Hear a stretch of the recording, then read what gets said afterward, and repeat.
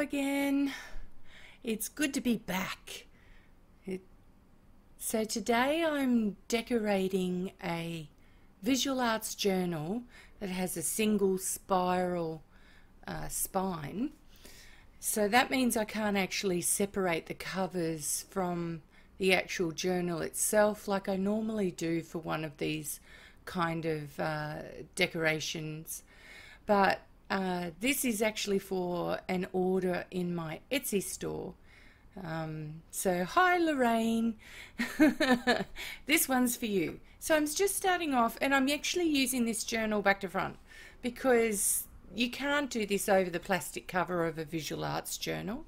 You actually have to do this on the back of it on the nice thick heavy cardstock. So I've waited for the modelling paste to dry. It didn't take very long. It's quite hot here in Australia at the moment. Sorry for all you American people who are snowed in. It's actually really hot here at the moment. I had the air conditioning on. But I'm just composing what I think will look really good. The nice big L there, and use your elements creatively to give basic composition. Remember groups of 3 or odd numbers for things, and sometimes I break the rules. We all do in mixed media. But you find me using odd numbers of things and just playing around with things to see how they work. And I've decided I want the locket there, just in case, you know, you want to pretend that you could lock this. But I really like the way this is turning out. This is all in my new studio. Everything is at hand, and the light is really, really good. Everything is easy to get at, and I found today such a pleasurable experience and very easy to create this. So that's really cool. I'm really pleased with the whole setup at the moment. And I've got a really cool craft mat. This really big one that you've seen in the past. And I kind of got it long ways. It's not wide. It's amazing. And I find these IKEA, that clear mat you can see underneath the IKEA mats, they're really good for protecting your table. I just use these Derivan containers because they've got these fine tips and they're perfect for this kind of work. And sorry I didn't zoom back out, pan back out. I must have just been so excited that I cleared the debris in the in the glue applicator. It's important when you're using PVA glue, when it splodges out, that you actually just get a wet, crappy glue brush and just smooth those edges down. And I do that quite a bit here. I find that it's just much easier and gives a really clean effect. And if you've missed any parts, then you're pressing down with that brush, and you can see me just cleaning the edge up there for any splodges, and then I can add extra in. I can seal those things. I will cover this all later on, but it's really important when you're working with such delicate things that you actually really need to make sure that they're thoroughly glued on before you apply any paint. These journals, like from my experience, get a lot of wear and tear, and I know for me they go in my satchel on the train to uni, forever being thrown around and kind of rubbing on the leather of my satchel. And so I need to make sure they're really quite strongly bonded, have good thick coatings on them, and they're not going to move and tear.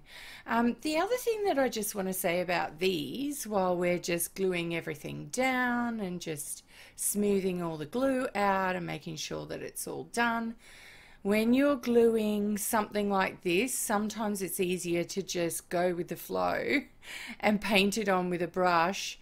The craft mat makes it very easy to mop up. You could, if you had like a sticker machine, you could put it through the sticker machine, but I find that this works really well because it seals it. And when I'm going over the modelling paste, which incidentally is very thin, like the modelling paste is not really thick, I don't recommend making it very thick when you're going to glue things over the top of it. So now I'm going to give the whole lot that's dry a big good coat of gesso, and you'll note that I'm adding a bit of water to the gesso, I really kind of want it to soak into the craft board, the straw board, and make sure that it gets into every nook and cranny. And the dyes in those flowers particularly, they are really, really strong, and you'll notice that I go over them quite a few times because the dyes in the flowers actually bleed through the gesso. So this is the whole thing. Like, the next part of it we're actually going to spray. So before I spray, I really want the whole thing looking white. I want to be able to have consistent color with my sprays all the way around it. And I want to make sure that my straw board is sealed with the gesso all the way through, and that the white, when you look, will give a true color to my sprays. They won't look dark. So it's really important to make sure that the gesso completely coats everything, coats it really well. And make sure, like you can see me using these scrubby kind of round motions just to make sure that every nook and cranny is actually covered. That is so important.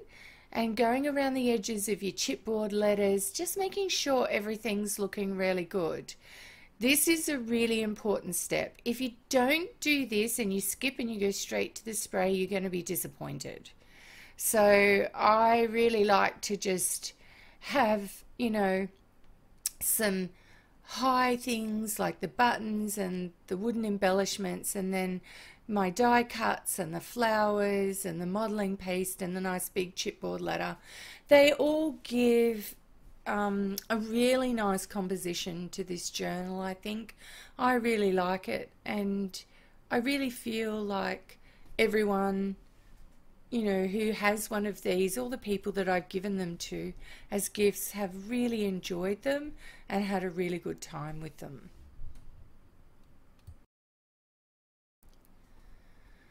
So like I said, just be really thorough with this. And by the way, if you finish this journal and you're using it for note paper, or you've got a notebook and it's double spiral bound, you can reuse the covers again and again, and you do it that way. I've had people do that with gifts that I've given them with the double spiral bound. With this particular one you can't, but because it's being sold, and it's actually being sold as an art journal for the lovely Lorraine, she's going to enjoy this. And she's going to be doing, I think she was saying she was going to be doing some Copics in here and working on it with some drawing. And so I think it'll be a lovely journal to work in. And with spiral bound, you always work flat. You just, because she's not using really wet mixed media techniques, that's really cool. The paper shouldn't rip. So I've got this in a box. You can see my box. It's like a fruit box that we got on the weekend. And it makes a great spray box. And by this time, as I'm spraying, I'm using magenta, turquoise, purple, blue, and yellow. I really like that particular color combination, and I had shown Lorraine that as well. And she was like, oh, that's so my colors. The thing with when you're spraying over this gesso background, you need to make sure that you give it a couple of coats, because as it dries, you'll see it here, as I'm drying it, it tends to fade, and you get these white patches because the first coats soak into the gesso. And that's kind of what you want. You want some light and some shade with it as well. So you'll see me go in with a second lot of sprays. It does come back up because you can coat this with a spray-on gloss varnish. You could coat it, I coat it with clear gloss acrylic, and I find that that's a little bit more durable than the varnish. It's a bit thicker and it works really well for these. I just wanted to say at this point that the paper that I've got underneath this cover has actually, with the gesso leaking over the edges and sealing it, is stuck to it. That's really good, because what that's done, and you'll see it at the end, has prevented anything bleeding into the back of that journal cover, and it's also prevented anything bleeding into the pages underneath. And that's something to consider when you're not taking the covers off and you're decorating these journals, particularly when you're doing it with sprays. And I don't actually, you could even just cut that off or gently separate it with a craft knife. I'm using a Stabilo all pencil in blue here, and I'm just adding some definition. So I want some light and dark. This is water activated. These all pencils, they're just a staple of my art when I do mixed media work, and I love creating good shadows. These are the bomb, you know, like you can just go in like I am and just plot where it all is, and then you go in with an acrobush later on and wet it all and create the definition that you want. Because I'm just about to go over this in gold, so I really am going to highlight some areas, but I also want to deepen some areas and create that contrast between light and dark. And so this takes a little bit of time. This video is sped up 4 times, so if this video is about 20 minutes, then the whole project overall, it took me longer than 80 minutes because I was putting things outside in the sun to dry or using my heat gun. But it was a pretty quick process today, and it did work very well. It was pretty quick and easy. There have been times where I've taken a few days to get one of these off the ground and do it properly.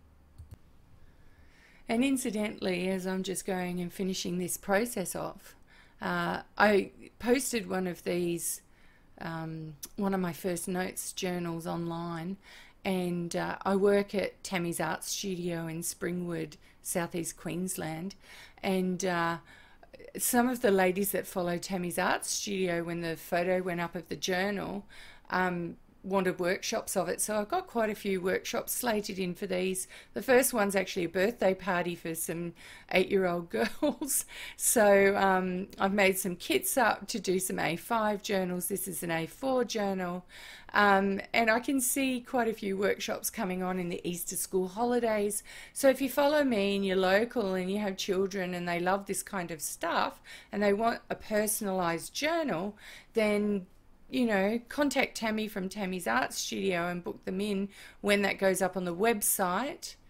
It's really, really cool. I love teaching kids, and I'm surprised at just how talented they are.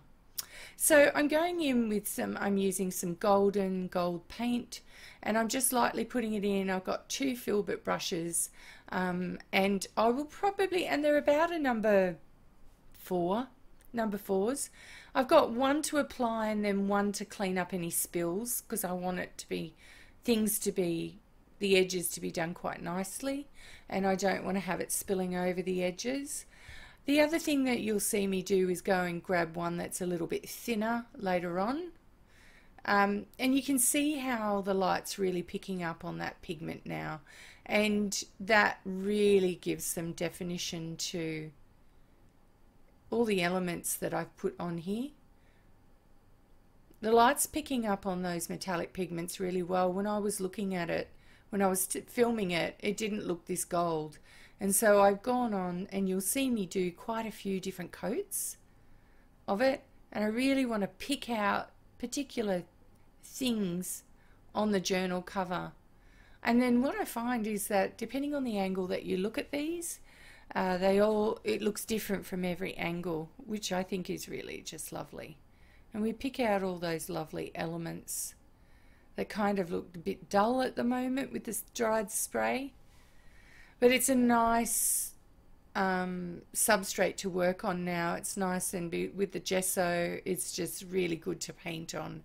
The paint sticks really, really well, and we put a couple of coats on. It looks really good. Starting to get some lovely definition there. I've gone to get my thinner paintbrush. I'm like, ooh, I need a much thinner paintbrush. You can see how I work a little bit finer now. I think it's actually really nice to watch. I'm just watching it back as I'm doing the voiceover, and I'm like, oh, that's so cool to watch it back myself.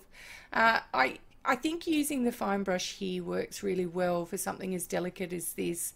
It's actually a little bit difficult to get into all the cutouts in between, so it's really good to just go over the top and be quite precise about that. And it doesn't have to be perfect, you know, like this looks pretty grungy, it looks pretty metallic and pretty, but you know, a bit grungy. That's the idea of it. Not quite steampunk, it's a bit too pretty to be steampunk, but it's kind of getting along that way. You see me just really making the effort now to really put some good details in, so that everything is really, everything that I want to stand out stands out really well. And I didn't zoom out again so that you could see I'm just reworking the flowers and putting extra coats in certain areas, and I just really like looking at one of these coming together. It's such a nice process, and I think you just absolutely adore what happened, you know, like this lovely journal that you carry around with you. I know that I gave one to my pastor's wife a few years back, and she used it for her sermon journal notes, and she had people wherever she went, because she travelled a lot as a speaker, and everywhere she went, people would ask her about this journal. And she would tell them, oh, well, we have a lady in our church who's an artist, and she did that as a gift for me. So really lovely. So now I'm going around with a wet brush, and you can't see it because the water goes a bit shiny, but I'm just activating all that Stabilo pencil now, just to darken that, make those shadows really appear a lot stronger. And of course all that gold paint's pretty much dry already. Yeah. And I'm going to put some music on now, because this is really self-explanatory kind of process, but it's really good to watch it from beginning to end.